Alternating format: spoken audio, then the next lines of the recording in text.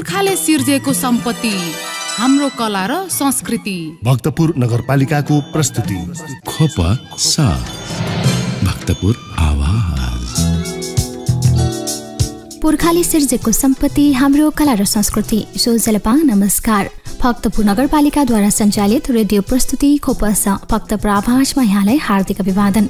कार्यक्रम खोपस तपाईले साताको 3 विभिन्न दिन सुन्न सक्नुहुन्छ, जस अन्तर्गत हरेक सोमबार बिहान 7:30 बजेदेखि 8 बजेसम्म भक्तपुर नगरको शिक्षा, स्वास्थ्य र पर्यटन सम्बन्धी विषयवस्तु सुन्न सक्नुहुन्छ भने हरेक बुधबार बिहान 7:30 बजेदेखि 8:30 बजेसम्म खोपसको बुलेटिन विशेष प्रस्तुति सुन्न सक्नुहुन्छ र हरेक शुक्रबार साँझ 6:30 बजेदेखि 7 बजेसम्म भक्तपुर नगरको कला, संस्कृति र सम्पदा विशेष प्रस्तुतिसँग जोडिन सक्नुहुन्छ मात्र भक्तपुर FM 105.4 मेगाहर्जको रेडियो तरङ्ग मार्फत।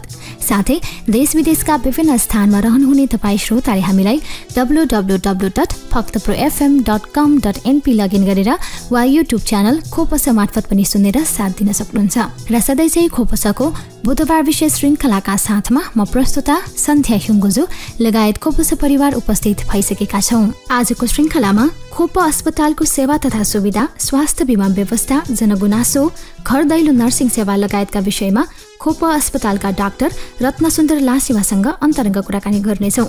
त्यसैगरी हाल फैलिँदै गरेको हैजा र पानीजन्य रोगको असर, कारण र समाधान सम्बन्धी एक रिपोर्ट सुन्नेछौँ।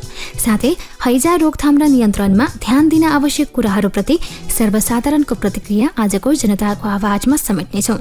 साथमा साताभरिका भक्तपुर नगरपालिकाका विविध गतिविधिहरू छँदैछन्। स्वास्थ्य सेवा र उपचार मानिसको अपरिहार्य आवश्यकता हो। हरेक व्यक्तिलाई स्वस्थ जीवन जिउने पूरा अधिकार छ। स्वास्थ्य सेवा तथा उपचार प्रदान गर्ने उद्देश्यले विभिन्न अस्पताल, स्वास्थ्य चौकी, उपचार केन्द्र आदि स्थापित छन्। यद्यपि स्वास्थ्य क्षेत्रको उपचार सेवाबाट धेरै मानिसहरू अझै पनि वञ्चित छन्। निजी अस्पतालहरूमा पाइने महँगो उपचार सेवा र सरकारी अस्पतालहरूमा देखिने अनियमितताका कारण जनताहरूले गुणस्तरीय र भरपर्दो स्वास्थ्य सेवा पाउन सकिरहेका छैनन्। यस कुरालाई मनन गर्दै भक्तपुर नगरपालिकाले जनताहरूको पहुँचमा गुणस्तरीय स्वास्थ्य सेवा उपलब्ध गराउने अभिप्रायले 2030 सालमा जनस्वास्थ्य केन्द्र स्थापना गरेको थियो। स्थापना कालदेखि नै जनतालाई सस्तो र सुलभ मूल्यमा स्वास्थ्य सेवा प्रदान गर्दै आइरहेको जनस्वास्थ्य केन्द्र हाल थप व्यवस्थित पूर्वाधारयुक्त खोप अस्पतालमा परिणत भएको छ। स्वास्थ्य क्षेत्रलाई थप व्यवस्थित गर्न भक्तपुर नगरपालिकाले जनताको माग र भावनालाई मनन गर्दै 2078 साल साउन 1 गतेबाट औपचारिक रूपमा खोप अस्पताल सञ्चालनमा ल्याएको हो। स्थानीय तहको पहलमा सञ्चालित यस खोप अस्पतालमा 24 घण्टा इमर्जेन्सी सेवा, नाक, कान, घाँटी उपचार सेवा, बालरोग र स्त्रीरोग उपचार सेवा, एक्सरे, भिडियो एक्सरे सेवा, हाड जोर्नी तथा नसारोग, छालारोग सेवा, फिजियोथेरापी लगायतका सेवा तथा सुविधा उपलब्ध छन्। यससँगै यस अस्पतालले कोभिडका बिरामीहरूका निम्ति निशुल्क अक्सिजन प्रदान गर्ने व्यवस्था गर्दै आएको छ। भक्तपुर नगरपालिकाद्वारा सञ्चालित 100 शय्याको खोप अस्पतालले घर दैलो नर्सिङ सेवा सञ्चालनका साथै दैनिक 700 भन्दा बढी बिरामीलाई स्वास्थ्य उपचार प्रदान गर्दै आइरहेको छ।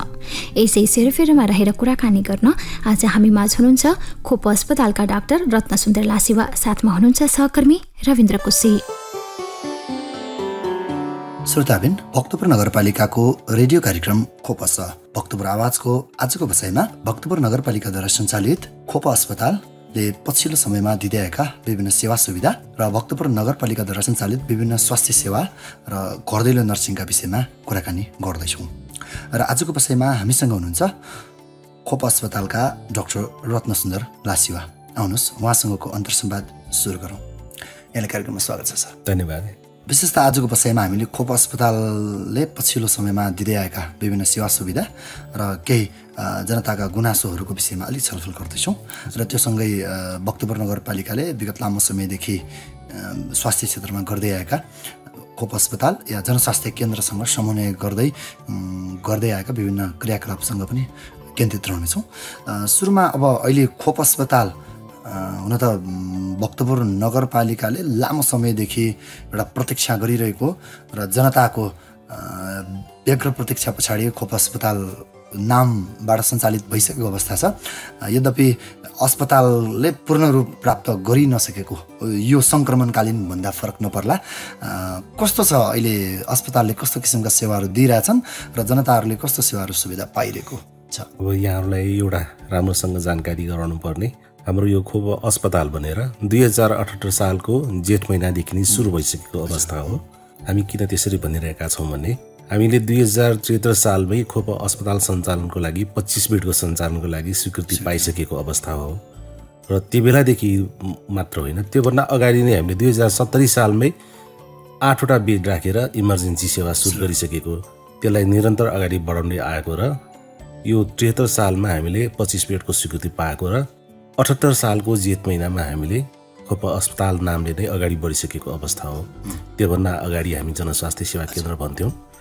त्यो दुईटै संस्था भक्तपुर नगरपालिका अन्तर्गत नै सञ्चालित हो र यसरी 78 सालदेखि हामीले सञ्चालन गरे पश्चात यही गएको 78 सालकै फागुन महिनादेखि हामीले ब्रह्मायन स्थित भक्तपुर नगरपालिकाकै भवन, हामी पहिला त्यसलाई बहुउद्देश्य भवन भन्थ्यौँ र अहिले खोप अस्पतालकै एउटा भवनको रूपमा त्यो रहेको छ। त्यहाँ हामीले बिरामी भर्ना गर्ने प्रक्रिया त्यही बेलादेखि सुरु गरेको हुनाले यो फागुन महिनादेखि नै सञ्चालनमा रहेको छ र अलिक फरक ढङ्गले अगाडि अहिले चर्चामा भनेको हामीले 100 बेडको अस्पताल सञ्चालनको स्वीकृति पाएको हो। त्यो भनेको अस्ति जेठको 23 गते प्रदेश सरकारले हामीलाई स्वीकृत भयो भनेर चाहिँ प्रमाणपत्र थमाइसकेको अवस्था हो र त्यो 23 गते दिएको भए तापनि हाम्रो कन्टिन्युटी फागुनदेखि नै हो भनेर उहाँले त्यसमा उल्लेख गर्नुभएको छ। त्यही हिसाबले हामी फागुनदेखि नै 100 बेडको अस्पतालको रूपमा अगाडि छौँ र अब त्यो 100 बेडलाई 100 बेड मात्र होइन, त्योभन्दा पनि अगाडि बढ्ने हिसाबले हामी लागिरहेका छौँ। त्यस अनुरूप ब्रह्मायन स्थित भवनमा हामीले प्रसुति सेवा अब यो भाद्र महिनाबाट सञ्चालन हुने अवस्थामा छ। प्रसुति सेवा जहाँ गर्भवती महिलाहरूले आफ्नो बच्चा जन्माउन काठमाडौँ धाइ रहन नपर्ने र यो निजी अस्पतालमा धाएर खर्च चाहिँ धेरै त्यो धान्नु नपर्ने अवस्था, खर्च गर्नु नपर्ने अवस्था हुने गरी चाहिँ हामी अगाडि बढेका छौँ। साथसाथै अरू अपरेसनका कुराहरू पनि त्यहाँबाट केही मात्रामा हुन्छ। यसरी हामी अगाडि बढिरहेका छौँ र अहिले वर्तमान अवस्थामा भन्नुपर्दाखेरि यसरी इन्डोर जुन हामी अन्तरङ्ग विभाग भन्छौँ त्यसको साथसाथै हामीले सेवामा पनि क्रमशः विस्तार गर्दै गएका छौँ। त्यो भनेको भक्तपुर नगरपालिकाको समग्र परिवारले नै अगाडि बढाएको विषय हो र जुन विशेषज्ञ सेवाहरू दिने कुराहरू भए यो अझै पनि त्यसलाई चाहिँ अझै विस्तारित रूपमा यो पेरिफेरल पार्ट भने जुन नगरका विभिन्न ठाउँहरूमा पनि डाक्टरी सेवा चिकित्सकै पठाएर सेवा दिने तयारीमा हामी अगाडि बढेका छौँ। अहिले भनेपछि नगरपालिकाले हुन त योभन्दा अगाडि पनि वडामै डाक्टर राखेर एउटा स्वास्थ्य चौकी जस्तो क्लिनिक जस्तो व्यवस्था गर्ने कन्सेप्ट पनि ल्याएको र केही वडामा सुरु भइसकेको पनि अवस्था छ र अरू अन्य वडाहरूमा इन्फ्रास्ट्रक्चर बनिरहेको अवस्था पनि हामीले पाइरहेका छौँ। अलिकति बताइदिनुहोस् न, अहिले जस्तै यो विशेषज्ञ सेवा अब दुई किसिमको सेवा तपाईँले भनिसक्नुहुन्छ। सामान्य सेवा जनरल फिजिसियन छँदैछ, त्यो बाहेक पनि विशेषज्ञ सेवा के सेवा कसरी दिइरहेको छ सरसर्ती भनिदिनुहोस् न। विशेषज्ञ सेवा भनेर हामीले दुई ठाउँबाट दिइरहेका छौँ। अहिले मुख्य सेवा भनेको हाम्रो च्यामासिङ स्थित खोप अस्पताल भवनबाट दिइरहेका छौँ भनेदेखि एउटा बालरोगको विशेषज्ञ सेवा चाहिँ हामीले भगवती स्थानको जनस्वास्थ्य सेवा केन्द्र जुन पहिलेदेखि नै सञ्चालनमा रहेको हो त्यहाँ अहिले पनि बालरोगको सेवा छ, तर छोटो समयको लागि मात्रै, दैनिक 2 घण्टाको लागि मात्रै छ। 2 घण्टाको लागि बालरोगको विशेषज्ञ सेवा कसैलाई आवश्यक भयो भने त्यहाँबाट पनि उपलब्ध हुने हिसाबले हामीले निरन्तर नै त्यहाँ दिइरहेका छौँ र च्यामासिङ स्थित खोप अस्पताल भवनबाट विभिन्न खाले विशेषज्ञ सेवा जस्तो कि स्त्रीरोग सम्बन्धी सेवा भयो, नसा तथा यो हाड जोर्नी रोगको विशेषज्ञ सेवा भयो, छाला तथा यौन रोग विशेषज्ञ सेवा, त्यस्तै नाक कान तथा घाँटीको सेवा भयो, दन्त रोगको विशेष जुन हामी अर्थोडोन्टिक्स भन्छौँ त्योसँग सम्बन्धित विशेषज्ञ सेवा, बाल रोगको विशेषज्ञ सेवा, ती विशेषज्ञ सेवाहरू चाहिँ हामीले च्यामासिङ स्थित भवनबाट उपलब्ध गराइरहेका छौँ। जस्तै विशेषज्ञ सेवाको कुरा गर्दाखेरि हुन त यो अहिले मात्र होइन, अलि धेरै समय भयो, 1-2वटा थप विशेषज्ञ सेवाहरू मात्र थप्ने या त्यसको फ्रिक्वेन्सी भनौँ न अलिकति समय बढाउने काममा चाहिँ खोप अस्पतालले ध्यान दिइरहेको छ भन्ने आम जनताले आशा लिएको नै छ। तर अलिकति यसमा केही गुनासोहरू विशेषज्ञ सेवामा दिन बिराएर दिँदाखेरि नियमित जाँच गर्नुपर्ने, एक दिन अगाडिको रिफर चाहिँ भोलिपल्ट जचाउनु नपाएको गुनासो पनि आयो। यसलाई दिल्ली गर्न सकिन्न? पक्कै पनि सकिन्छ। यसमा निरन्तर हामीलाई जनसमुदायबाट सुझावहरू, विभिन्न खाले उपायहरूको विषयमा सुझाउनु पनि भएको छ, चाहे त्यो अहिलेको सामाजिक सञ्जालबाट होस्, हामीले बाटोघाटोमा साथीभाइ भेट हुँदाखेरि होस् अथवा पत्र पत्रिका मार्फत होस् त्यो निरन्तर खोप अस्पतालको निरन्तर प्रगति र उन्नतिको लागि के कसरी गर्न सकिन्छ भनेर त्यो हामीलाई सतर्क गराइरहेको सुझाव दिइरहेको अवस्था छ र त्यही अनुरूप नै हामीले क्रमशः चाहिँ त्यो थप गर्ने व्यवस्थापनले त्यो काम गरि नै राखेको छ र यहाँहरूलाई एउटा चाहिँ जानकारी दिनै पर्ने विषय कस्तो छ भनेदेखि यो रोगमा पनि कहिलेकाहीँ उतार चढाव आउँछ उतार चढावको कारणले गर्दाखेरि आज धेरै छ आज 100 जना पुग्यो 200 जना पुग्यो भनेर हामीले त्यो अनुपातमा यो सेवा दिनको लागि विशेषज्ञ डाक्टरहरू राख्छौँ र भोलि त्यो साफसुफ घटेर 20-25 मा जाने हुन्छ अनि त्यसले गर्दाखेरि हामीले आर्थिक रूपले अलिकति त्यहाँ समस्या पनि नहोस् भन्नको हिसाबले किन भन्दाखेरि खोप अस्पतालहरूको नितान्त जनताको करबाट सञ्चालित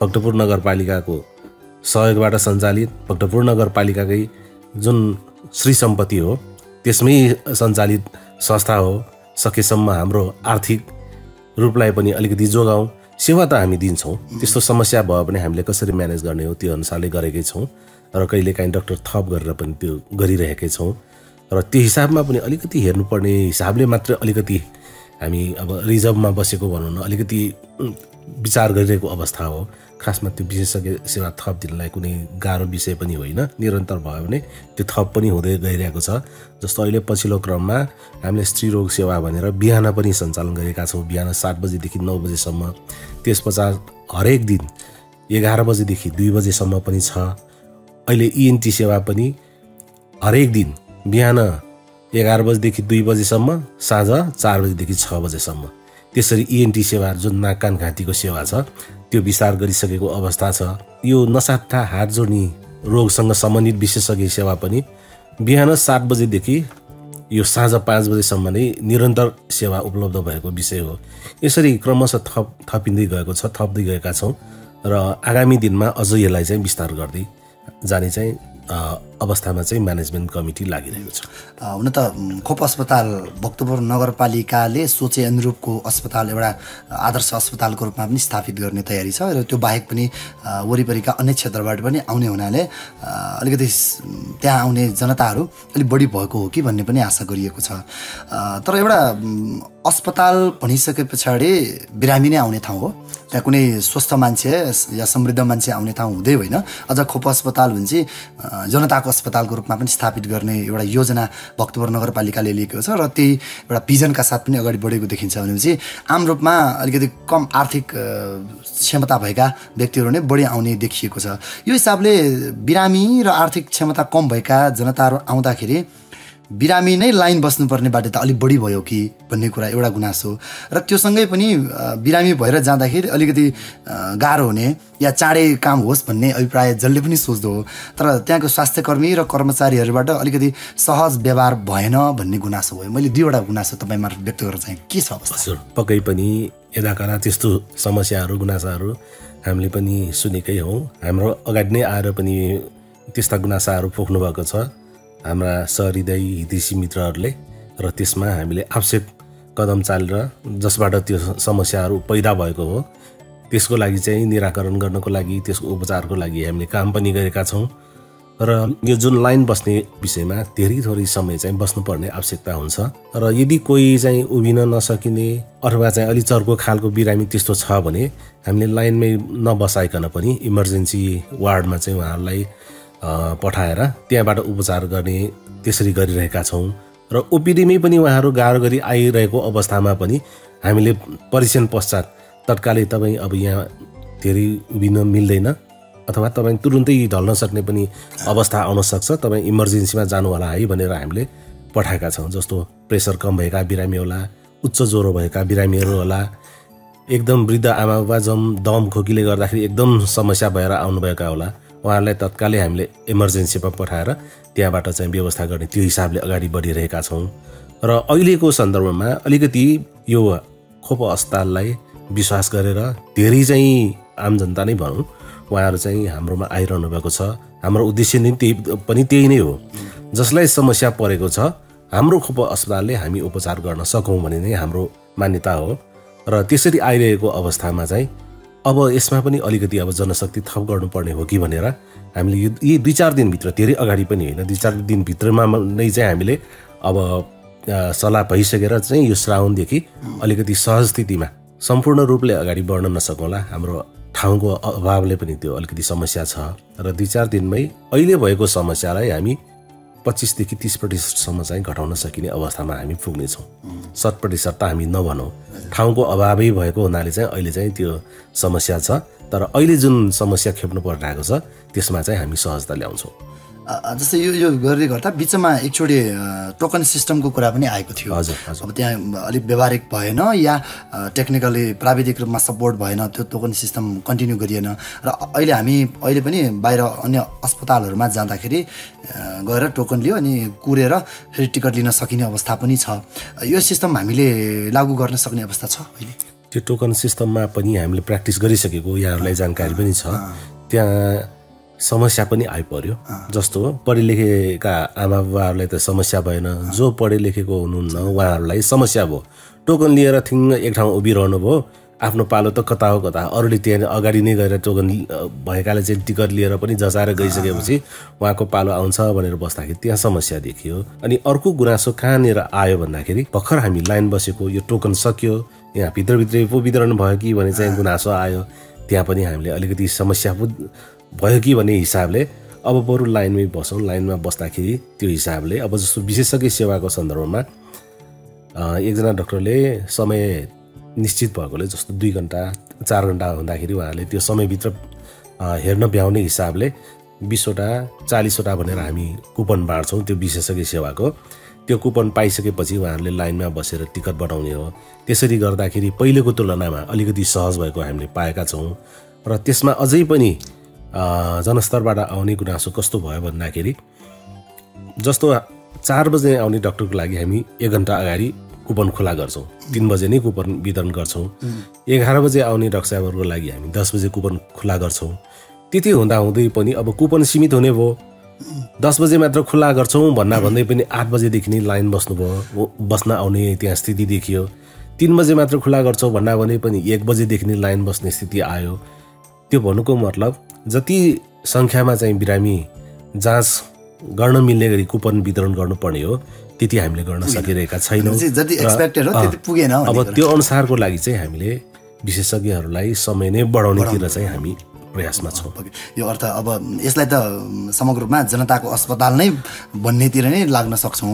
तपाईँले भन्नुहोस् यो एउटा हाम्रो खोप अस्पतालप्रतिको एउटा विश्वास पनि हो, यसलाई सकारात्मक रूपमा लिन सकिने कुरा हो। र अब यसमा मैले सँगसँगै जोडेँ विशेष गरी स्वास्थ्यकर्मी र कर्मचारीहरूको व्यवहारको विषयमा। हुन त योभन्दा अगाडिका श्रृङ्खलाहरूमा पनि तपाईँसँग कुराकानी भयो, अझै पनि एकाध रूपमा त्यो समस्याहरू आएको भनेर तपाईँले भन्नुभयो। फेसबुकमा या अन्य व्यक्तिगत रूपमा भेटघाट हुँदाखेरि पनि भएन, यस्तो पनि हुन्छ र खोप अस्पतालमा हाम्रै अस्पताल हामीले नै काम गरिसके पछाडि अलि राम्रो हुनुपर्छ, यस्तो व्यवहार गर्नै हुँदैन भनिराख्दाखेरि अलिकति यतातिर ध्यान दिनुपर्ने हो कि भन्ने कुरा मात्रै। पक्कै पनि खोप अस्पताल भनेको जनताको अस्पताल हो। भक्तपुर नगरपालिका भनेको समग्र नगरवासीहरूको मात्र नभए पनि सबैले चाहिँ यो एउटा चाहिँ नमुनाको रूपमा चाहिँ अगाडि बढाएर देखिरहेको अस्पताल भएको हुनाले सबैको आँखा यसैमा छ। र यहाँ सानोतिनो पनि कुराहरू त्यो पनि एकदमै सुधार गरेर अगाडि बढ्नुपर्छ भने सबैको चासो र चिन्ताको विषय भएको हुनाले यसमा चाहिँ एकदमै हामीले सकारात्मक रूपमा त्यस्ता गुनासाहरूलाई चाहिँ लिएर चाहिँ त्यसलाई चाहिँ कसरी समाधान गर्ने हो त्यो हिसाबमा गएका छौँ। र त्यो विषयको लागि हामीले सम्बन्धित डाक्टर अथवा चिकित्सक अनि यो प्रशासनका कर्मचारी साथीहरूलाई भेटेर यस्तो आएको छ है भनेर उहाँहरूसँग पनि हामीले छलफल गरेका छौँ। र त्यसलाई अझै सहज गर्ने हिसाबले हामीले तालिम पुगेनौँ कि भन्ने हिसाबले अब एकचोटि तालिमै गर्नुपर्छ, सदाचारको तालिम गर्नुपर्छ भन्ने हिसाबले हामी बढेका छौँ। यो आर्थिक वर्षमा सम्भव भएन। हामी यो अहिले जुन 79-80 को आर्थिक वर्ष छ त्यसमा पक्कै पनि हामी ती साथीहरूलाई राखेर चाहिँ तालिम गर्छौँ। भनेपछि अहिले पछिल्लो स्थितिमा जुन खोप अस्पतालको नयाँ भवन, निर्माणाधीन भवन भनौँ न, अझैसम्म सम्पन्न नभइसकेको अवस्था छ, हामीले देखिरहेकै छौँ। त्यहाँ चाहिँ के सुविधाहरू हामी तत्काल सञ्चालन गर्ने स्थितिमा छौँ? तत्काल भन्नाले अब हाम्रो लक्ष्य भनेको यो भाद्र महिनादेखि नै सञ्चालनमा ल्याउने हिसाबले हामी तयारी त्यही अनुरूप गरिरहेका छौँ। जुन मेडिकल इक्विपमेन्ट भनेर मैले अघि नै भने ती सबै जस्तो एक्सरे हामीसँग आइसकेको, अल्ट्रासाउन्ड पनि दोहोऱ्याएर आइसकेको, इको पनि आइसकेको, ती सबै सामग्रीहरू भइसकेको अनि अपरेसन थिएटरका सामानहरू पनि आइसकेको हुनाले ती सामानहरू जडान गर्न मिल्ने हिसाबले चाहिँ हामीले कम्तीमा पनि 2 तल्ला तल्लो तलामा चाहिँ हामी इमर्जेन्सी शिफ्ट गर्छौँ, जुन अहिले अगाडि हामीले एउटा यो ट्रस्ट बनाएर मात्रै सञ्चालन गरेका छौँ। त्यही भएर इमर्जेन्सी युनिट एउटा चाहिँ हामी उता शिफ्ट गर्न सकिने स्थितिमा छौँ। र अर्को भनेको त्यो भन्दा माथिल्लो तल्ला, पहिलो तल्ला भन्नु पर्यो, त्यो तल्लामा चाहिँ हामीले वार्डको रूपमा सञ्चालन गर्न सक्ने स्थितिमा चाहिँ हामी पुग्ने आशा गर्न सकिन्छ। भनेपछि यी क्षेत्रहरूमा चाँडै अब सहज सञ्चालन हुने आशा गर्न सकिन्छ। र अर्को महत्त्वपूर्ण पक्ष खोप अस्पतालमा अब स्वास्थ्य बिमाको कुरा पनि लामो समयदेखि सुविधा दिँदै आएको छ। यद्यपि नेपाल सरकारबाट नगरपालिकाले त्यसको भुक्तानी नपाएको अवस्थामा पनि अन्य अस्पतालहरूले अब हामी सेवा दिन सक्दैनौँ भनेर बन्द गरेका उदाहरण पनि हामीसँग छन्। यद्यपि भक्तपुरमा त्यो भएको छैन अहिलेसम्म। यद्यपि अहिले पनि सम्पूर्ण रूपमा भुक्तानी नगरेको भन्ने समाचार पनि आइरहेको छ। अब जनतालाई त यो विषयमा फेरि त्यति धेरै जानकारी हुँदैन या यो चासोको विषय भएन, तर स्वास्थ्य बिमाबाट पाउने सुविधाको विषयमा त बढी चासो हुने भयो। अब यसमा खोप अस्पतालको विषयमा मैले पटक यो कुरा पनि उठिरहन्छ, बिमामा पर्ने औषधि अन्य अस्पतालमा चाहिँ पाइने तर खोप अस्पतालमा नपाइने पनि हुन सक्छ र भन्ने पनि प्रश्न आयो। र अनि सस्तो मात्र यो बिमाबाट आउने अनि महँगो चाहिँ बिमा नपर्ने भन्ने कुरा पनि आयो। यो के हो, कस्तो हुँदो रहेछ अवस्था? अब यहाँलाई पहिले बिमा सम्बन्धी योभन्दा अगाडिका एपिसोडहरूमा कार्यक्रमहरूमा पनि सामान्य जानकारी त गराइसकेको हो। स्वास्थ्य बिमा कार्यक्रम नेपाल सरकारले सर्वसाधारण जनताको लागि ल्याएको एउटा एकदम राम्रो कार्यक्रम हो। त्यो अन्त जसरी सञ्चालन भइरहेको छ त्यहाँ चाहिँ अलि समस्या देखे पनि हाम्रो भक्तपुरमा त्यो हुनु हुँदैन र त्यसलाई निरन्तर अगाडि बढाउनु पर्छ भन्ने पक्षमा हामी छौँ। र सुरुवाती चरणदेखि नै हामीले भक्तपुर नगरपालिकामा स्वास्थ्य बिमा कार्यक्रमलाई खुला हृदयले स्वागत गरेर लिएकै हौँ। र अरू अस्पताल अलि पछि हटेको भए पनि होइन, यो नेपाली जनताको लागि एकदम राम्रो कार्यक्रम हो भनेर हामीले स्वीकार गरेका हौँ। र त्यो स्वीकार गर्दाखेरि 2-4वटा कुरा त्यहाँ समस्याको रूपमा पनि रह्यो। जस्तो कि हामीले स्वीकार गरेको 2074 सालबाट हामीले काम थाल्यौँ। 2074बाट काम थाल्दाखेरि अहिले जुन अवस्थामा हामीसँग जनशक्ति, विशेषज्ञ सेवाहरू, साधारण यो जनरल चेकअपका विषयहरू भए त्यो बेला थिएन। र नहुँदाखेरि हामीले सबै विषयको औषधि ल्याउँदाखेरि त्यो औषधि चाहिँ स्टकमा रहेर त्यो खेर जाने हुन्छ। त्यो खेर जाँदाखेरि हाम्रो आफ्नो घाटा भनेको त्यो सबै जनताकै घाटा हो। त्यो नहोस् भन्नको लागि हाम्रो अस्पतालबाट कुन औषधि चलाउन सम्भव छ त्यो हिसाबले हामीले सुरुवाती चरणमा त्यसरी काम गऱ्यौँ। काम गर्दै जाँदाखेरि पछि बिस्तारै बढाउनै पनि लगेका छौँ हामीले। अब जस्तो उदाहरणको लागि हामीसँग मानसिक विशेषज्ञ पहिले डाक्टर हुनुहुन्थ्यो, त्यो बेला हामीसँग औषधि थिएन र अनि पछि पनि अब खाली भइसकेको अवस्था हो। अब मानसिक रोगको विषयको औषधि कसरी के गर्ने भन्ने आइसकेपछि सर्वसाधारण हाम्रो आमाबा दाजुभाइ दिदीबहिनीलाई के समस्या भयो भने उहाँको पाटन हस्पिटलको मानसिक अस्पतालमा गए पनि त्यही औषधि नै कन्टिन्यू हो, यहाँ पनि सामान्य देखाएर त्यही कन्टिन्यू गर्ने भएपछि उहाँहरूले औषधि मात्र लिनको लागि पनि त्यहाँ धाउनु पर्ने स्थिति आयो। त्यसरी भइसकेपछि अब यहाँबाट दिन मिल्ने जति चाहिँ हामी राखौँ भनेर त्यसरी अगाडि बढेको स्थिति भएको हुनाले सम्पूर्ण रूपले जस्तो 1100 थरी जति औषधि चाहिँ राख्न नेपाल सरकारले बिमामा छुट दिएको छ र ती सबै छैन। जुन हामीले चलाउन मिल्छ त्यो राखिसकेका छौँ। अब बिस्तारै सेवा वृद्धि हुँदै गएपछि जस्तो मुटु रोगको विशेषज्ञ सेवा हामीले राख्ने भनिरहेका छौँ, त्यो विशेषज्ञ सेवा आइसकेपछि मुटुसँग सम्बन्धित पनि सबै हुन्छ। मानसिकको पनि हामीले थप्ने नै भनिरहेका छौँ विशेषज्ञ सेवा। त्यो आएपछि त्योसँग सम्बन्धित विषय पनि सब औषधि पनि सबै राख्न मिल्ने हुन्छ।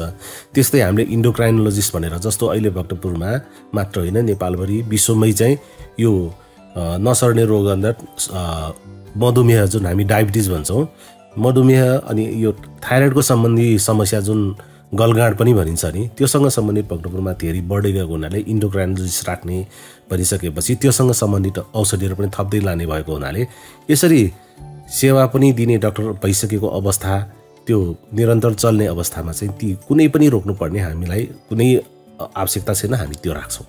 र अब अर्को एउटा चाहिँ तपाईँको जिज्ञासा रह्यो सस्तो औषधि हुने महँगो हुने, त्यसमा पनि हामीले त्यो कुनै पनि हालतमा त्यस्तो गरेको छैन, आजसम्म गरेका छौँ। हामीले सुरु आदि चरणदेखि जुन बिमाको कार्यक्रम खोप अस्पतालमा सञ्चालनमा ल्यायौँ त्यो बेलादेखि पनि महँगो पनि हामीसँग छ, सस्तो पनि छ। जस्तो कि एउटै ट्याब्लेटको 80 रुपियाँ 100 रुपियाँ जाने पनि त्यो निरन्तर दिइरहेका छौँ। कहिलेकाहीँ सकिएको त्यो दोस्रो कुरा भयो। त्यो किन त्यसरी हुन्छ भनेदेखि जस्तो हामीले औषधि लिने भनेको अहिले टेन्डर मार्फत हो। टेन्डर मार्फत लिँदाखेरि योभन्दा अगाडिका 2 वर्षमा हामीले अनुभव गऱ्यौँ कि यो यति मात्र लिन्छौँ भनेर लिमिटेसन जुन सीमा तोक्दाखेरि त्यो औषधि नपुग्ने त्यो समयावधिको लागि नपुग्ने हुँदाखेरि जो सप्लायर हो जसले चाहिँ औषधि आपूर्ति गर्ने हो उहाँहरूले अब हामीले 1000 ट्याब्लेट मात्र दिनु भनेको हामीले 1200 पुर्याइसके अब हामी दिन सक्दैनौँ भनिसकेको अवस्थामा हामीले सोझै बजारबाट खरिद गर्न मिल्दैन नेपाल सरकारको नियमावली अनुसार। अनि त्यो प्रक्रिया पुर्याउनु पर्दाखेरि अलिकति कहिलेकाहीँ खाली हुन जाने हो र प्रक्रिया पुगेपछि फेरि ल्याउँछौँ।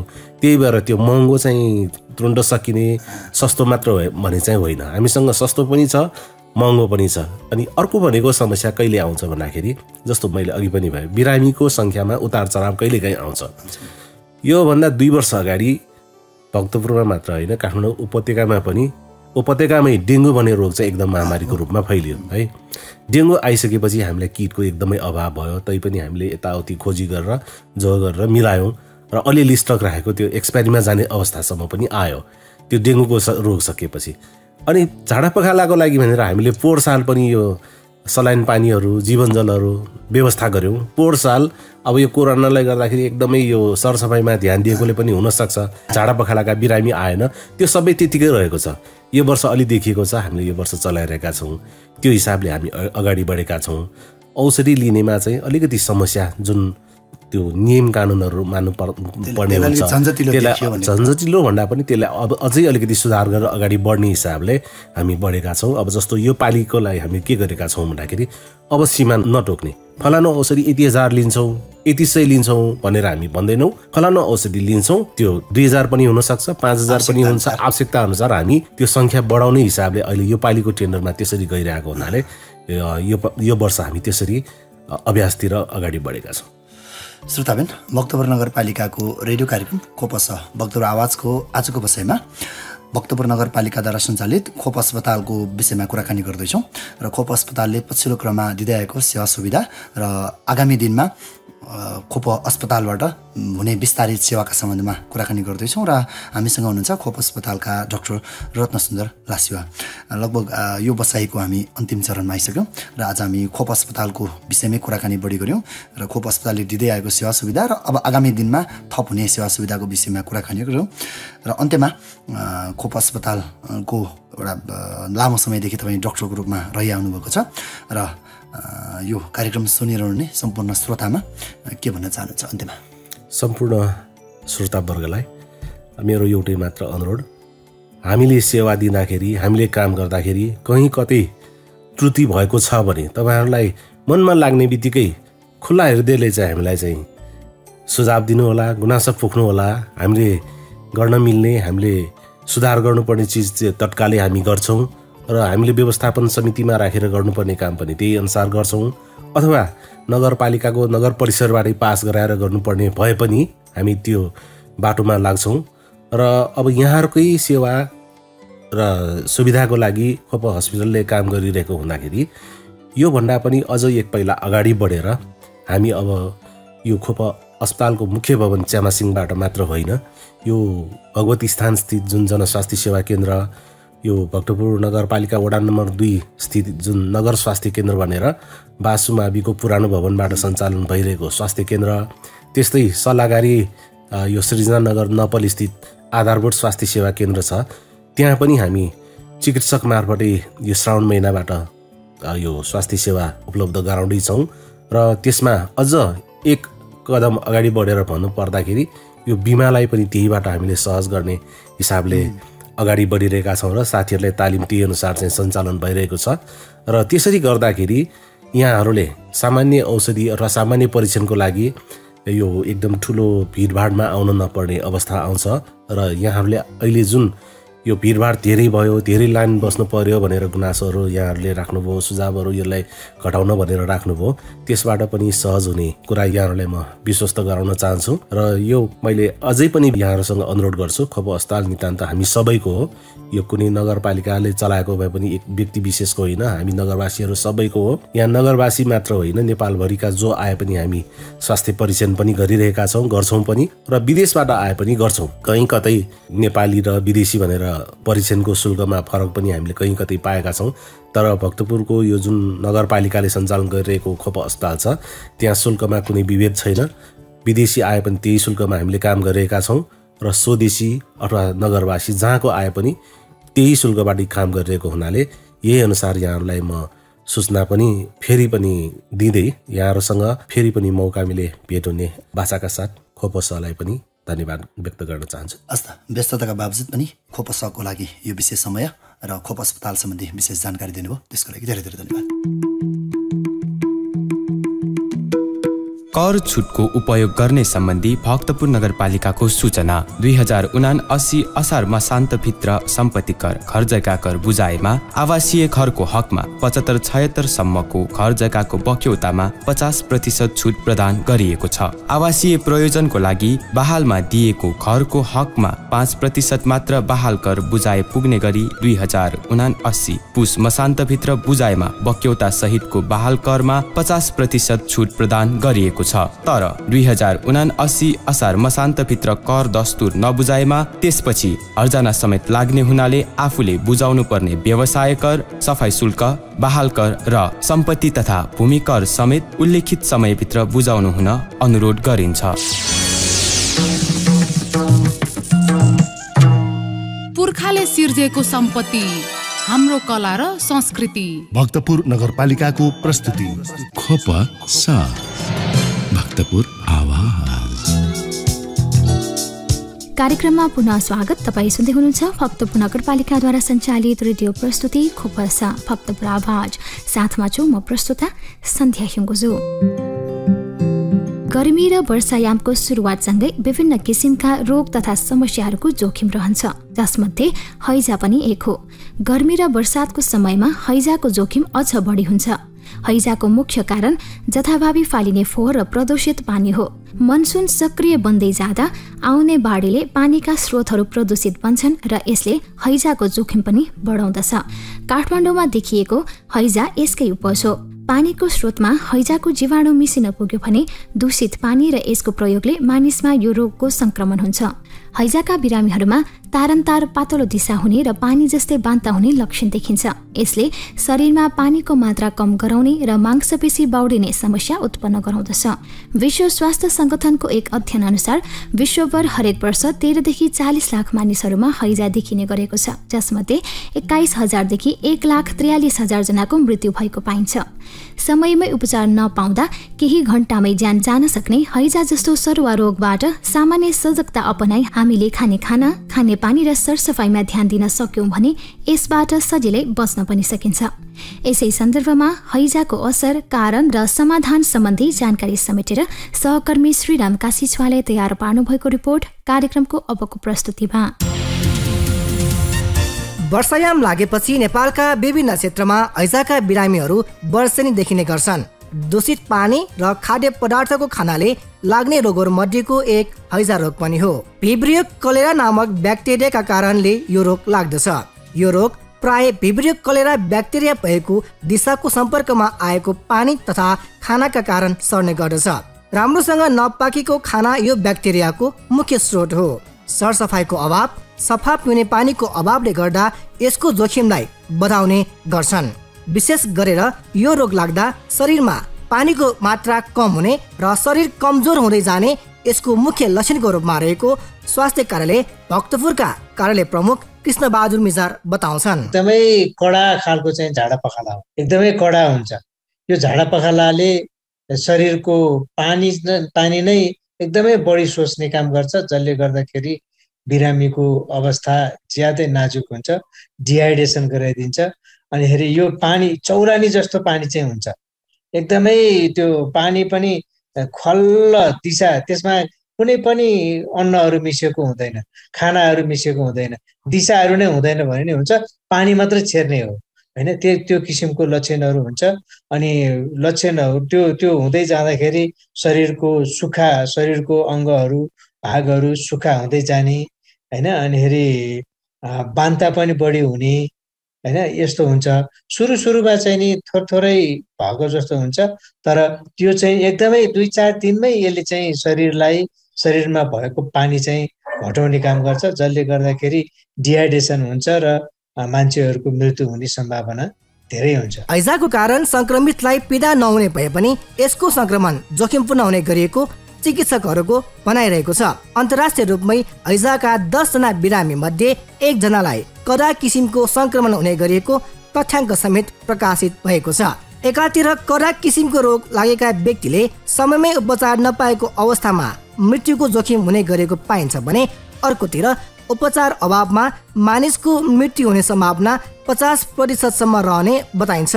यसबाट कसरी बच्न सकिन्छ त? सम्पूर्ण व्यक्तिहरूले उमालेर मात्रै पानी खाने कुराहरू गर्नु पर्यो, उमालेको पानी खानु पर्यो, अनि ह्यान्ड सेनिटाइजको कुराहरू गर्नु पर्यो, अथवा ह्यान्ड हाइजिन भन्छ के, हात धुने होइन, अनि सफा राख्ने होइन, जहाँ पाए त्यहीँ दिशा नबस्ने। दिशा नबस्ने कुरो त अहिले प्राय गरी चाहिँ नि ओडिएफ भएको कारणले गर्दाखेरि हामी कहाँ दिशा बस्ने कुराहरू चर्पीमै हुन्छ। चर्पीमा दिशा बच्चा बच्चीले दिशा गरे तापनि त्यो दिशाले चाहिँ चर्पीमै डिस्पोज गर्नुपर्छ अथवा फोहोर फाल्नु दिशा चर्पीमै फाल्नुपर्छ भन्ने कुरा चाहिँ छ। त्यो अनुसार गर्यो भने पनि रोगहरू बाहिर सर्नबाट जोगाउन सकिन्छ भन्ने देखिन्छ। र अर्को कुरो चाहिँ के छ भने प्राय गरी खानेकुराहरू चाहिँ नि सडे गलेको खाना नखाने, ताजा खाना खाने, अनि स्ट्रिट फुड भन्छ नि, रोडमा चाहिँ नि त्यसै खुलेआम राखेका खानेकुराहरू प्रयोग नगर्ने होइन, यी कुराहरू गर्न सकियो भनेदेखि हामी चाहिँ रोगबाट बच्न सक्छौँ भन्ने कुरो लाग्छ। वर्षायाम लागेपछि धारामा फोहोर पानी आउने गरेको आम जनसमुदायको गुनासो रहेको छ। खानेपानी वितरण गर्ने सेवा प्रदायक काठमाडौँ उपत्यका खानेपानी लिमिटेड तथा खानेपानी उपभोक्ता समितिले पनि खानेपानी वितरण गर्नु पूर्व त्यसको जाँच तथा परीक्षण गर्नुपर्ने भनिएको छ। पानी प्रशोधनलाई मुख्य रूपमा जोड दिनुपर्ने समेत उहाँको आग्रह रहेको छ। नगरवासीहरूलाई भन्दा पनि यो खानेपानी सप्लाई गरिरहेको जति पनि सङ्घ संस्थाहरू छन् अथवा उपभोक्ता समितिहरू छन्, ती उपभोक्ता समितिहरूले खानेपानी के हो भन्ने कुरो चाहिँ बुझ्नु पर्यो र यो खाना योग्य छ कि छैन भन्ने कुराहरू थाहा पाउनु पर्यो।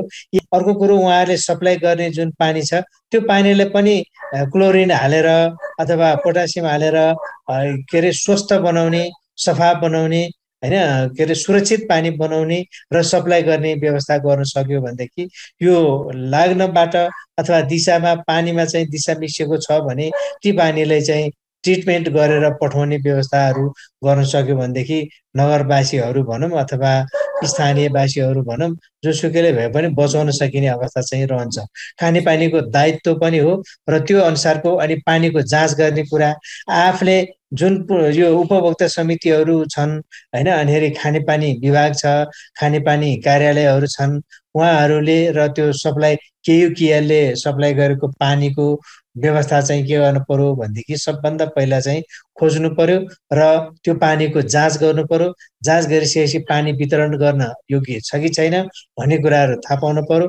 त्यो अनुसारको यदि योग्य छैन भनेदेखि त्यसलाई ट्रिटमेन्ट गरेर उपचार पानी सप्लाई गर्ने व्यवस्था गर्यो भनेदेखि यो नगरवासीहरू भनौँ अथवा स्थानीयवासीहरू चाहिँ सुरक्षित हुन सक्छन् भन्ने चाहिँ छ। हैजा रोग संक्रामक रोग भएकोले यसबाट बच्न सतर्क हुनुपर्ने भनेको छ।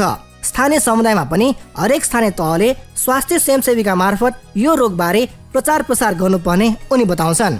स्थानीय तहको जिम्मेवारी यसमा के रहन्छ त? स्वास्थ्य कार्यालय भक्तपुरका कार्यालय प्रमुख कृष्ण बहादुर मिजार। एउटा त अब सुरुमा त के भन्नु पर्यो, लाग्नै नदिने उपायहरू गर्नु पर्यो। स्थानीय तहहरूले पनि आफ्नो स्वास्थ्यकर्मी, महिला स्वयंसेविकाहरूलाई परिचालन गरेर र आरआरटी टिम भन्ने छ होइन, त्यो टिमलाई चाहिँ परिचालन गरेर रोगबाट बच्ने उपायहरू चाहिँ अपनाउनु पर्यो पहिलो त। अनि त्यसपछि चाहिँ रोग लागिहाल्छ कि लागिहाल्यो भने के गर्ने भन्ने कुराहरू चाहिँ एउटा जस्तै खानेपानीको होइन, अनि वास क्लस्टर भन्छ त्यो मिटिङ बस्ने, अनि पानीहरू चाहिँ प्राय गरी जाँच गर्ने, आफूले आफ्नो नगरपालिकाभित्र प्रयोग गर्ने खानेपानीको स्रोतहरूको जाँच गर्ने, पानी चाहिँ इकोलाई नमिसिएको पानी छ भनेदेखि त्यो प्रयोग गर्ने, यदि होइन भनेदेखि पानी खानै पर्ने छ भनेदेखि सबैजनाले उमालेर मात्रै प्रयोग गर्ने भन्ने कुराहरू चाहिँ गर्नु पर्यो। त्यो गर्न सकिने अवस्था छ। अनि अर्को चाहिँ नि अब यदि लागिहाल्यो भने के गर्ने भन्दाखेरि कुन हस्पिटलमा लैजाने, कहाँ लगेर उपचार गर्ने भन्ने कुरोको तय गर्नु पर्यो। एम्बुलेन्सहरूलाई सही रूपमा चाहिँ तयारी अवस्थामा राख्नु पर्यो। र अर्को कुरो के छ भनेदेखि के अरे कुन हस्पिटलमा उपचार गर्ने भन्ने कुराहरू छन् भने अर्को चाहिँ औषधिहरूको जो चाहिँ गर्नु पर्यो, जस्तै सलाइनहरू लाग्न सक्छ होइन, अरू एन्टिबायोटिकहरू चाहिन सक्छ। ती एन्टिबायोटिक औषधिहरू तयारी अवस्थामा राख्ने र सबै स्वास्थ्य संस्थाहरूमा बफर स्टक राखेर त्यो औषधि प्रयोग गर्न सकिने अवस्थामा राख्नुपर्छ भन्ने कुराहरू चाहिँ मैले अनुरोध गर्छु। वर्षायाममा अस्पताल भर्ना हुने झाडापखालाका बिरामी बढिरहँदा हैजाका बिरामी पनि फेला परेको छ। यस्तो बेला स्वास्थ्य कार्यालय भक्तपुरको तयारी के कस्तो रहेको छ त भने प्रश्नको जिज्ञासामा जवाफ दिनुहुँदै कार्यालय प्रमुख कृष्णबहादुर मिजार, स्वास्थ्य कार्यालयले चाहिँ एकपल्ट हाम्रो अस्ति पनि ऱ्यापिड रिस्पोन्स टिमको एउटा मिटिङ बस्यो। मिटिङमा चाहिँ सम्पूर्णले चाहिँ अब हैजा लाग्दैछ, हैजाबाट मात्रै नभइकन हैजाबाट जोगिनको लागि चाहिँ गरिने उपायको बारेमा जानकारी गराइयो।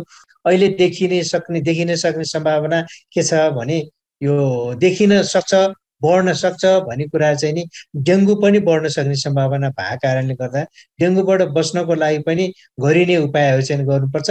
यदि त्यस्ता लक्षणहरू देखिहाल्यो भने, झाडा पखाला लागिहाल्यो भने, पेट सम्बन्धी रोग लागिहाल्यो भने तुरुन्त हस्पिटल गएर अथवा स्वास्थ्य संस्थामा गएर उपचार गराउने कुराहरू चाहिँ गर्नु पर्यो। सम्पूर्ण नागरिकहरूले यो कुरा गर्नु पर्यो भनेर हामीले जानकारी पनि गरिरहेछौँ। हाम्रो स्वास्थ्य कर्मी भनौँ, अब स्वास्थ्य संस्था के अरे नगरपालिकाका स्वास्थ्य संयोजकज्यूहरूलाई राखेर हामीले यो कुराहरू गरिरहेछौँ, जसले गर्दाखेरि सुरक्षित राख्नको लागि गरिने उपायहरू अपनाउनु पर्छ र त्यो उपाय चाहिँ सम्पूर्ण स्वास्थ्य कर्मीहरू मार्फत विद्यालयका विद्यार्थीहरू, महिला स्वयंसेविकाहरू, स्थानीय तहका क्लबहरू र कुनै पनि सङ्घ संस्थाहरू उनीहरूले परिचालन गरेर सुरक्षित राख्ने उपाय चाहिँ गर्नुपर्छ भन्ने कुरामा चाहिँ लागिरहेछौँ र त्यसैको तयारी छ। र हामी कहाँ औषधिहरू चाहिँ अब परदेशले पठाएका औषधिहरू केही छन्, ती औषधिहरू सलाइनहरूको चाहिँ जगडा अवस्थामा राखिरहेछौँ। यदि आवश्यक पर्यो भने त्यसलाई परिचालन गरेर त्यसलाई प्रयोग गर्न सकिन्छ भन्ने चाहिँ छ। परदेशले त हामीलाई त्यही औषधिहरू उपलब्ध गराइदिनु भएको छ, त्यही औषधिहरू सप्लाई गर्ने हो। हामी कहाँ भएका औषधिहरूलाई स्वास्थ्य संस्थाहरूमा अथवा नगरपालिकाहरूले चाहिँ सप्लाई गर्छौँ। विकसित मुलुकहरूमा हैजा प्रदूषित खानाको कारणले लाग्ने गर्दछ भने विकासोन्मुख देशहरूमा प्राय जसो पानीका कारणले यो रोग सर्ने गरेको पाइन्छ। अनुसन्धानकर्ताहरूका अनुसार विश्वभरि वर्षेनी 13 लाखदेखि 40 लाख मानिसलाई हैजा हुन्छ र 21,000 देखि 1,43,000 मानिसको मृत्यु हुने गरेको आकलन गरिएको छ। तसर्थ हैजाको लक्षण देखेपछि नजिकैको अस्पताल तथा चिकित्सकसँग परामर्श लिन जरुरी छ। खपसको लागि श्रीराम काशीसाको रिपोर्ट। हैजा साधारणतया कीटाणुयुक्त खाना वा पानीबाट मानिसमा सर्ने गर्दछ। विकसित मुलुकहरूमा हैजा प्रदूषित खानाका कारणले लाग्ने गर्दछ भने विकासोन्मुख देशहरूमा प्रायजसो पानीका कारणले यो रोग सर्ने गरेको पाइन्छ। हैजा संक्रमण सफा पानी र सरसफाइको अभाव भएको स्थानमा फैलिन्छ। त्यस्तै राम्रोसँग नपाकेको खानेकुरा काँचै खाने, फलफुल र तरकारी राम्रोसँग नपकाई खाँदा यो रोग सर्न सक्छ। अतः हैजा संक्रमणबाट बच्न र बचाउन सरसफाइमा विशेष ध्यान दिने, पानीलाई सकेसम्म उमालेर मात्र पिउने, दूषित पानी प्रयोग नगर्ने, काँचो खानेकुरा नखाने जस्ता उपाय अपनाउन सकिन्छ। यसै सन्दर्भमा हैजा रोकथाम र नियन्त्रणमा ध्यान दिन आवश्यक कुराहरूप्रति सर्वसाधारणको प्रतिक्रिया सुनौं आजको जनताको आवाजमा।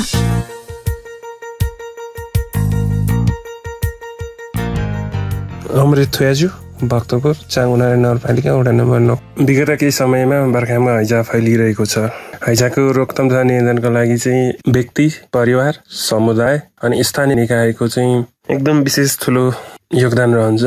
यो नियन्त्रणको लागि सबैभन्दा पहिला त व्यक्ति आफै तातो पानी पिउने, व्यक्तिगत सरसफाइमा विशेष ध्यान दिनुपर्छ र समुदाय र परिवारले चाहिँ आफ्ना पानीका मुहानहरू सफा राख्ने अनि पानी सरसफाइ, शुद्धिकरण र सरसफाइलाई विशेष जोड दिनुपर्छ भने स्थानीय निकायले हैजा नियन्त्रणको लागि सचेतनाका कार्यक्रमहरू फैलाउनु पर्छ भने स्वास्थ्य परीक्षण लगायत हैजा नियन्त्रणको लागि पानी शुद्धिकरणका उपकरणहरू वितरण गर्ने, कीटनाशक औषधिहरू वितरण गर्ने र त्यसको नियमनकारी भूमिकामा चाहिँ विशेष ध्यान दिनुपर्छ। मेरो नाम बुद्ध लामा हो, काँक्राबारी भक्तपुरबाट। अब हैजा नियन्त्रणको सवालमा भन्नुपर्दा विशेष गरेर दूषित पानी पिउनेले हैजा लाग्ने गर्छ भनिन्छ। त्यसका लागि हामीले जहाँ समस्या त्यहाँ उपाय भने चाहिँ सर्वप्रथम खानेपानी मुहान वरपर सफा राख्ने, मुहानभन्दा माथि कुनै फोहोर हुन नदिने, ताकि पानी परेको बेला माथिबाट बगेर मुहानमा नमिसियोस्। अनि आफ्नो घरको धारामा गाग्री वा पानीको भाँडा थप्दा सेतो सफा कपडाले छानेर मात्र गाग्रीमा पानी भर्ने र उक्त पानी उमालेर मात्र पिउने। यस्तो गर्दा केही हातसम्म हैजाबाट बच्न सकिन्छ। सबैजनाले सुनिरहनु भएकै होला हैजा भनेको के हो त?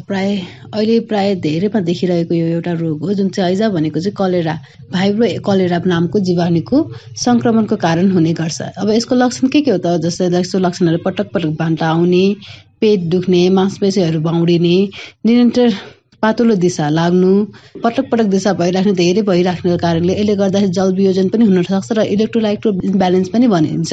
समयमा उपचार भयो भने केही पनि फरक पर्दैन, तर यो कम्प्लिकेसनमा चाहिँ यसले मृत्यु पनि हुन सक्छ। समयमा उपचार गर्न सकेन भने चाहिँ यसले चाहिँ मृत्यु पनि, मान्छेको ज्यान समेत पनि जान सक्छ। त्यसैले हामीले चाहिँ ध्यान दिनुपर्छ। यसको लागि केही गर्नु पर्दैन। हामीले चाहिँ के गर्नुपर्छ? मुख्यतः सरसफाइमा चाहिँ एकदम ध्यान दिनुपर्छ। र यो भनेको गर्मी र बर्सातको समयमा चाहिँ पानीको संक्रमणको कारणले चाहिँ हैजा जीवाणु चाहिँ हाम्रो मानिसमा पुग्छ। त्यही दूषित पानीले गर्दाखेरि चाहिँ हैजा हुन सक्छ। यसबाट बच्न के गर्नु पर्यो त? जस्तै हैजा तथा झाडपखाला लगायत पानीजन्य रोगहरूबाट बच्न स्वास्थ्य व्यवहारमा चाहिँ अपनाउनु पर्यो। मुख्य स्वास्थ्य व्यवहारमा चाहिँ हामीले अपनाउन सक्यो भने चाहिँ यो रोगबाट चाहिँ मुक्त हुन सक्छ।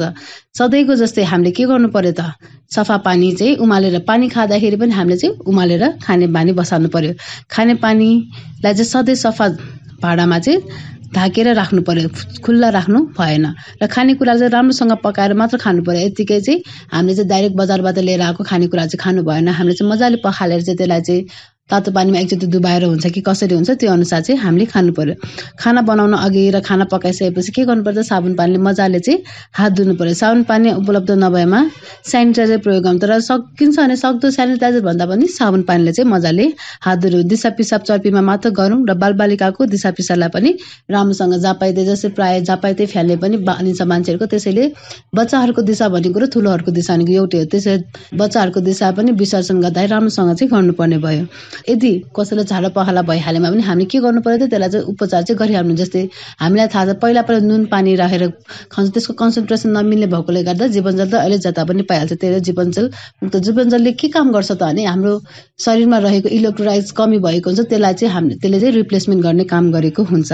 त्यसैले हामीले यो हैजाबाट चाहिँ डराउनु भएन र यसबाट मुक्त हुनको लागि चाहिँ मुख्य भनेको चाहिँ हामीले चाहिँ आफ्नो सरसफाइमा चाहिँ ध्यान दिनु पर्यो। अब के गर्नु? मुख्य भनेको चाहिँ सधैँ शौचालयको प्रयोग गर्नु पर्यो, साबुन पानीले हात धुने, पानी चाहिँ शुद्धिकरण गर्ने। यति कुरामा हामीले ध्यान दिन सक्यौँ भने हामीले यो हैजालाई चाहिँ मुक्त गर्न सक्छौँ र यो हैजाबाट चाहिँ लड्न सक्छौँ। म सुस्मिता राई। विगत केही समय यता बर्खायाममा हैजा फैलिने डर रहेको छ। हैजा रोकथाम तथा नियन्त्रण गर्नको लागि निम्न उपायहरू अपनाउन सकिन्छ, जसमा नम्बर 1 मा दिनहुँ खानेपानी र व्यक्तिगत सरसफाइमा ध्यान दिने। नम्बर 2 मा खानेपानीको शुद्धिकरण विधि उमालेर फिल्टर गरेर पियुष वाटर गार्डको प्रयोग जस्ता विधिहरू अपनाएर पानी पिउने। नम्बर 3 मा झिङ्गाले पनि हैजा सार्न सक्ने भएकोले खानेपानीलाई राम्ररी छोपेर राख्ने र झिङ्गा परेको खानेकुरा नखाने। नम्बर 4 मा साबुन पानीले बेला बेलामा मिची मिची हात धुने। नम्बर 5 मा सकेसम्म बासी खानेकुरा नखाने। नम्बर 6 मा घर र घर वरपर सफा र स्वच्छ राख्ने। नम्बर 7 मा यदि हैजाको लक्षण देखिमा तुरुन्त अस्पताल गई चिकित्सकसँग उचित परामर्श गरी उपचार गराउनुहोस् र हैजाबाट आफू पनि बच्नुहोस् र अरूलाई पनि बचाउनुहोस्। दाजु किजा त केफुङ भक्तपुर नगरपालिका या सुचम अ वर्षा व गर्मी या इख ठो इले झिगु देया ठिठी ठासे हैजापु बिरामी त खाने डाइवा चुङलिङ ठो इले झिसं स्वास्थ्य व सरसफाइ के ध्यान बेम फटटासा झिठानो ठो रोग फैले जिगु सम्भावना डगुलिङ ठो रोगन थ बचे जियो मेपिनानो बचेया लागिङ सरसफाइ के ध्यान बिय दिया लागिङ सक्कली नगरवासी दाजुकी जाटटा के पिन्ता भक्तपुर नगरपालिका इना पिङ चुङुड ठो रोगम बचे जिगु उपाय त फोर्ता हन्ने लाठा हाकुमचिसिङ निश्चित ठासे जगह तय दिस ना डायक जगह वो फिल्टर यंग जगह पपिय दिस बरोबर साबुन नाखन लासिलेगु बानी यंग दिस भुजिलम फुंगु वो बासिगु नसाजोलङ पपिय दे मते चर्पी जगह दिसा पिसाब यागु याकेगु बानी यंग दिस सरसफाइखे विशेष ध्यान बियदिस यदि ठोइले बरोबर दिशा जोन्टु चनिगु बान्ट जुइगु व पास्याइगु व टुटिया लाट्या ठाउँइगु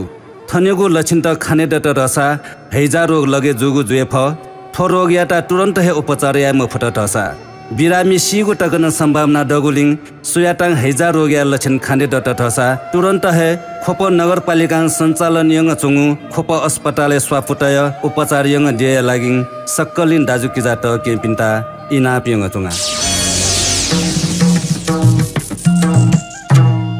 पुर्खाले सिर्जेको सम्पत्ति हाम्रो कला र संस्कृति भक्तपुर नगरपालिकाको प्रस्तुति खोप साथ भक्तपुर आवाज। कार्यक्रममा पुनः स्वागत। तपाईँ सुन्दै हुनुहुन्छ भक्तपुर नगरपालिकाद्वारा सञ्चालित रेडियो प्रस्तुति खोपसा भक्तपुर आवाज। साथमा छु म प्रस्तुता सन्ध्या हिङ्गोजु। श्रोता, हामी कार्यक्रमको अन्तिम प्रस्तुतिमा छौँ। साताभरिका भक्तपुर नगरपालिकाका विविध गतिविधिहरूका साथमा छिन् सहकर्मी सरिता दोवाल। भक्तपुर नगरपालिकाका प्रमुख सुनिल प्रजापतिले सरकारी अस्पतालहरूले समय सापेक्ष ढङ्गले सेवा सुविधा बढाउँदै लानुपर्ने बताउनु भएको छ। भक्तपुर अस्पतालको आयोजनामा भएको भक्तपुर अस्पतालको न्यूनतम सेवा मापदण्ड MSS बारे भएको संयुक्त मूल्याङ्कन कार्यक्रममा बोल्नुहुँदै प्रमुख प्रजापतिले सरकारले स्वास्थ्य बीमा कार्यक्रमलाई प्रभावकारी ढङ्गले सञ्चालन गर्न सके धेरै जनता लाभान्वित हुने बताउनु भएको छ। भक्तपुर अस्पताल बागमती प्रदेशकै नमुना अस्पतालको रूपमा स्थापित हुनु आफैमा गौरवको विषय भएको बताउनु हुँदै उहाँले पछिल्लो दिनमा भक्तपुर अस्पतालमा उपचार सेवादेखि लिएर जनशक्ति उपकरण र व्यवस्थापन समेत सुदृढ र बलियो बन्दै गएको उहाँले बताउनु भएको छ। भक्तपुर नगरपालिकाद्वारा सञ्चालित 100 शय्या क्षमताको खोप अस्पताललाई सुविधा सम्पन्न अस्पतालको रूपमा विकास गर्न यही वर्षदेखि CT स्क्यान सेवा सञ्चालन गर्ने योजना रहेको बताउनु हुँदै उहाँले खोप अस्पताललाई नमुनाका रूपमा विकास गर्ने लक्ष्यका साथ अगाडि बढिरहेको बताउनु भएको छ। भक्तपुर अस्पतालका मेडिकल सुपरिन्टेन्डेन्ट श्रीधर आर्यलले नेपालकै दोस्रो जेठो भक्तपुर अस्पतालमा उपलब्ध सेवा सुविधा र चुनौतीहरूबारे जानकारी गराउनु हुँदै भक्तपुर अस्पताल सबैको साझा अस्पताल भएको हुँदा यसको विकास र प्रगतिमा सबैले हातेमालो गर्नुपर्ने बताउनु भएको छ। कार्यक्रममा संघीय स्वास्थ्य मन्त्रालयका पवन कुमार शाहले भक्तपुर अस्पतालको गुणस्तर सुधारका लागि न्यूनतम सेवा मापदण्डबारे समीक्षा गर्दै अस्पतालको सबल पक्ष र कमजोर पक्षबारे समेत अवगत गराउनु भएको थियो।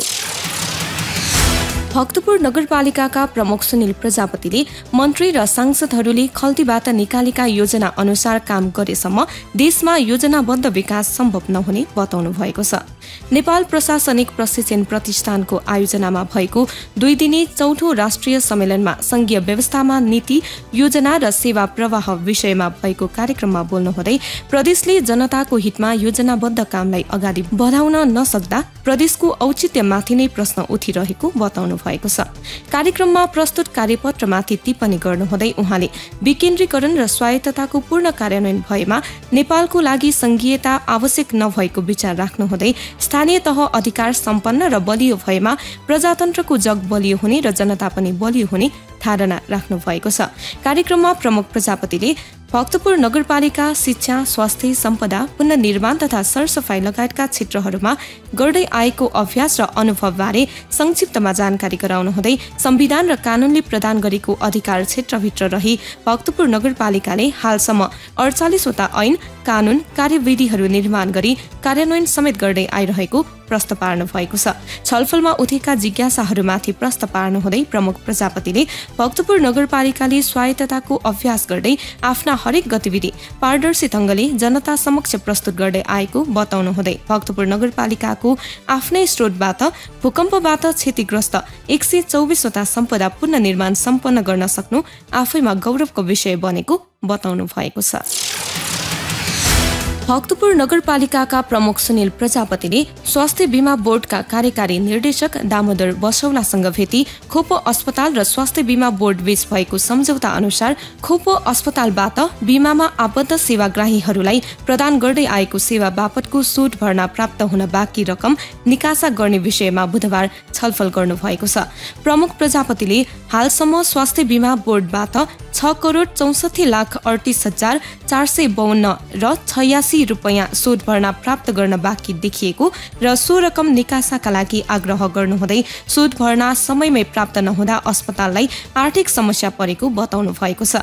उहाँले स्वास्थ्य बीमा कार्यक्रमले सरकारी अस्पतालहरूलाई प्राथमिकतामा राख्नुपर्ने बताउनु हुँदै व्यापक जनता यस सेवाबाट लाभान्वित भइरहेकोमा समयमै बीमा रकम शोध भर्ना गर्न बोर्ड क्रियाशील हुनुपर्नेमा समेत उहाँले जोड दिनु भएको छ।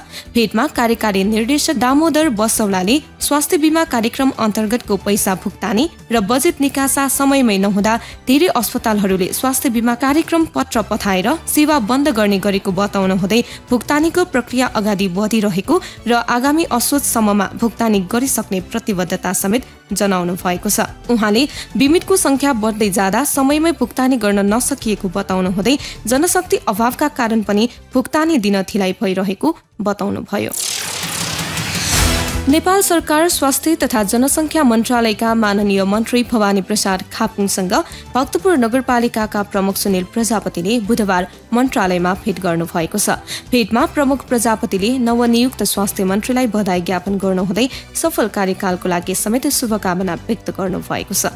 भेटमा मन्त्री खापुङले स्थानीय तहबाट सञ्चालित अस्पतालबाट व्यापक जनताको सेवा हुने बताउनु हुँदै अस्पतालको स्तर वृद्धि र आवश्यक सहयोग गर्न मन्त्रालय सकारात्मक रहेको बताउनुभयो।